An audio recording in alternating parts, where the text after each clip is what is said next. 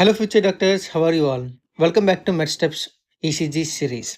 So far we have learned day one like ECG basics. Day two we learned about P waves, and day three will be like PR interval. So today we will learn one of the most important parts of the ECG interpretation, that is QRS complex. So the QRS complex represents ventricular depolarization. Okay, ventricular depolarization and is responsible for the pumping action of the heart. So many life-threatening conditions can be identified by carefully analyzing the QRS complex. So without time waste, myself, I'm Dr. Anand, final year medical student. Let's start from our basics. So if you are seeing here, this is QRS complex, also known as ventricular depolarization. So what is the QRS complex? The QRS complex represents ventricular depolarization. So here you can see that is P wave. The P wave, we can see P wave. The P wave will cause atrial depolarization. Next we can see QRS complex. It will represents denotes ventricular depolarization. Next we can see that is T wave. We can see that is ventricular depolarization. So here, if patient getting this P wave, then that is atrial depolarization. Then after this PR interval, then after this QRS, that is ventricular depolarization. Then after this is T wave, that is ventricular repolarization. So what is ventricular depolarization? So if you're seeing here, when electrical impulse spread through the ventricles and activate them, this process is called ventricular depolarization. So after depolarization, it occurs like ventricles will contract. Okay, then after blood will pump. Then after we can see cardiac output is produced. Okay, so if you are seeing here, for example, this is the heart. In this heart, imagine turning on a water pump. Electricity reaches the water, the electricity will reaches the motor first, then the motor starts pumping water. So similarly here, same to same, like QRS will be like electrical activation and ventricular contraction and mechanical pumping. So next we can see here, that is how the QRS will be generated. If you're seeing here, the electrical impulse pathway, we can see that is first we can see that is SA node, then after atria, then after AV node, then after we can see bundle of His, then after right and left bundle branches. Okay, then after we can see Purkinje fibers, then after the current will pass to ventricles. So when the impulse rapidly spreads through the ventricular muscle, a QRS complex appears on ECG. Okay, so these are things very important. So next we can see here, that is components of QRS. So the QRS complex has three possible ways. So the three possible ways will be like Q, R and S. Q wave will denote that first negative deflection. Okay, whenever patient getting Q wave, the Q wave denotes negative deflection. Okay, so then after you can see here, that is R wave. The R wave means first positive deflection you can see. Next the S wave will be like negative deflection, and after we can see R wave. Okay, so here easily you can remember this thing. Q means down, R means up, and S means down. Like that you can differentiate. You can memory easily. So not every ECG has all three waves. Sometimes R only we can see same system like this, like A structure. Okay, along with that you can say that is RS only. It will look like this. Then after you can see QR. Okay, then after QS. All are possible based on patient ECG, patient pathological condition. We can see the changes in ECG. Okay, so next, normal duration of QRS.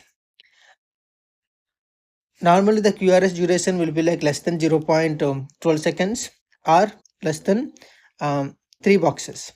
So here we can see in exam point of view, the normal will be like less than 0.12 seconds and less than 3 like small boxes.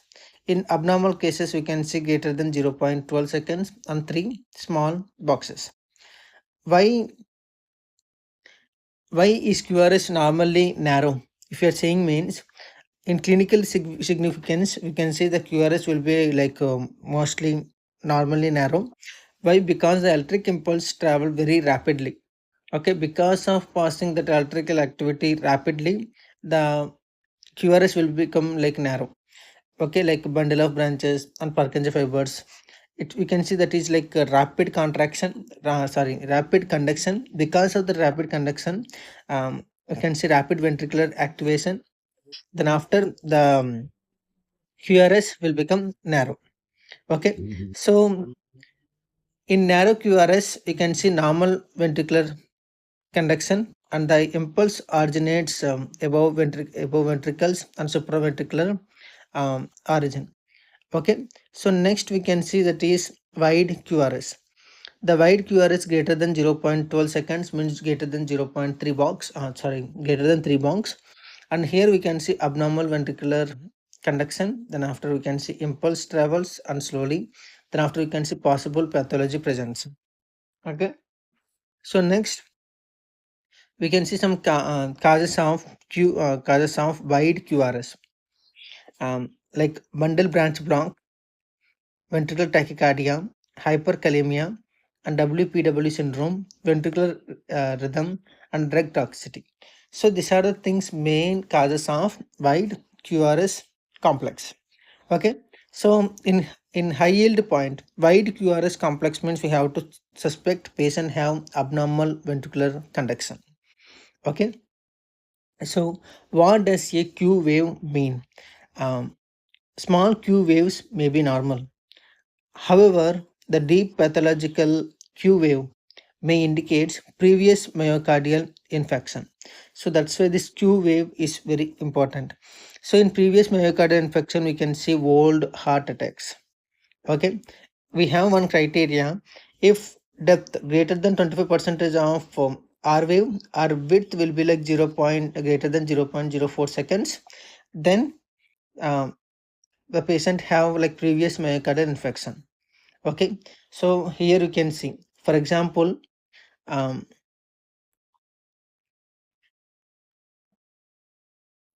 you can see here this is R. Okay, so it's denoting R wave. So in this R wave, we can divide into three parts: 1, 2, 3. Okay, so this is 1, 2, 3. So here the 25 percentage of Q wave if you're seeing means you have to suspect the patient have previous heart attack, like MI, or if you're seeing the depth greater than 0.4 seconds, 0.04 seconds means like near to 1 box below. If it's going means we have to suspect patient have previous MI. Okay, so this is the things. Next we can see here that is clinical examples. This patient had MI 6 months ago. In the 6 months ago, ECG shows deep Q waves means we have to suspect patient have old infection. Okay, so next we can see that is R wave progression. So whenever you are seeing R wave progression, we have to look at the chest leads like V1 to V6. Normally R wave gradually increases. Okay, so here this is the V1 will be like you can see small R and deep S. Okay, V1 will be like small r and deep S. And next we can see that is V6 will be like tall R and small S. So this here V1, V2, V3, V4, V5, V6. So you can see first of all it's like negative deflection and negative deflection. Then after from V4 to we can see positive deflection like that. Okay, so here normal pattern will be there, but a normal R wave will get progression. So this is called normal R wave progression because it's progressing. Okay, next we can see that is poor R wave progression. The poor R wave progression means it may occur like anterior MI. It occurs by anterior MI, cardiomyopathy, left ventricular hypertrophy, and lead placement errors. Okay, so this is poor R wave progression. So this is the things. Next we can say that is QRS ventricular and QRS and ventricular hypertrophy. When ventricles enlarge, more muscle mass and more electric activity and higher QRS voltage it needs. So if patient have any left ventricular hypertrophy, the most common cause will be like hypertension, athletes, and aortic stenosis. So these are the main causes of left ventricular hypertrophy. So if you are seeing ECG, in ECG you can see some very tall R waves and deep S waves. Okay,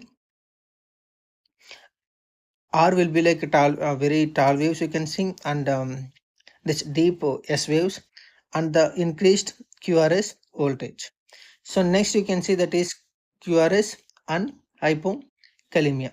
So in QRS and hyperkalemia, you can see here this is the one of the most important ECG emergencies. So in hyperkalemia causes, you can see tall peak T waves. Okay, so tall peak peaked T waves you can see. Then after the QRS will become widening. Then after this since wave patterns, the sign pattern you can see. Okay, then after patient will get cardiac arrest. So whenever you are seeing the T wave and wide QRS, if you are seeing any sine wave pattern, you have to suspect cardiac arrest. So in exam point of view, wide QRS and tall T wave, you have to suspect patient have hyperkalemia. Okay, so next we can see here that is QRS and ventricular tachycardia. So in ventricular tachycardia is a life-threatening arrhythmia, and the ECG will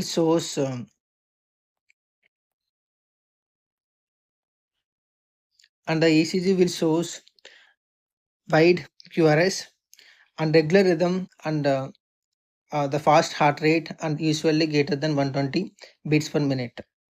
Okay, so in clinical point of view, ventricular tachycardia, it can be deteriorate into ventricular fibrillation, and the patient might be get sudden cardiac arrest. So this is ventricular tachycardia. You can see here this is like greater than 120 beats per minute, and you can see wide QRS complex, and the rhythm will be like regular. And if that ventricular tachycardia will lead to ventricular fibrillation. Ventricular fibrillation means irregular and regular rhythm. You can see. Okay, so these are the things. Next, you can see here systemic QRS analysis.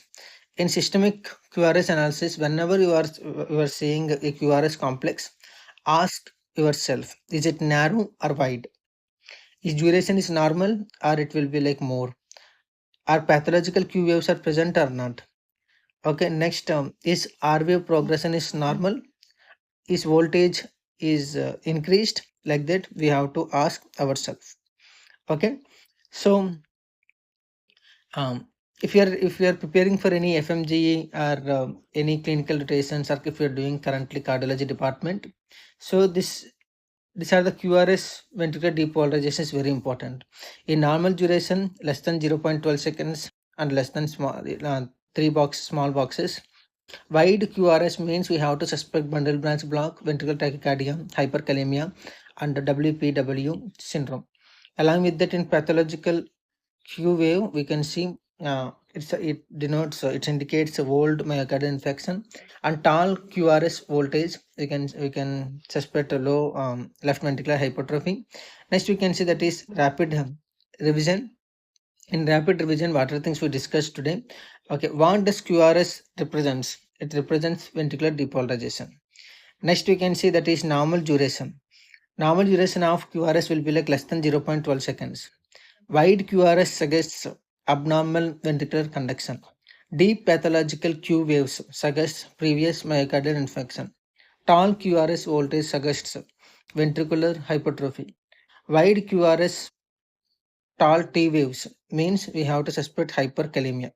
Okay, so so we have one memory trick. You can see here, that is P. P means preparation of atria. PR means passage through AV node. Next, QRS will be like quick ventricular activation. T means recovery of ventricles.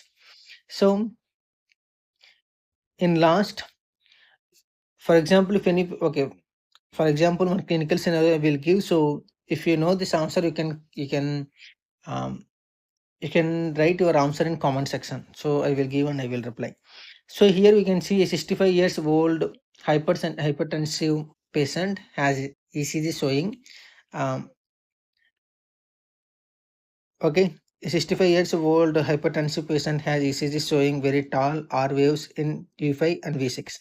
So this deep S waves in V1, and most likely diagnosis is right ventricular hypertrophy, left ventricular hypertrophy, hyperkalemia, and M.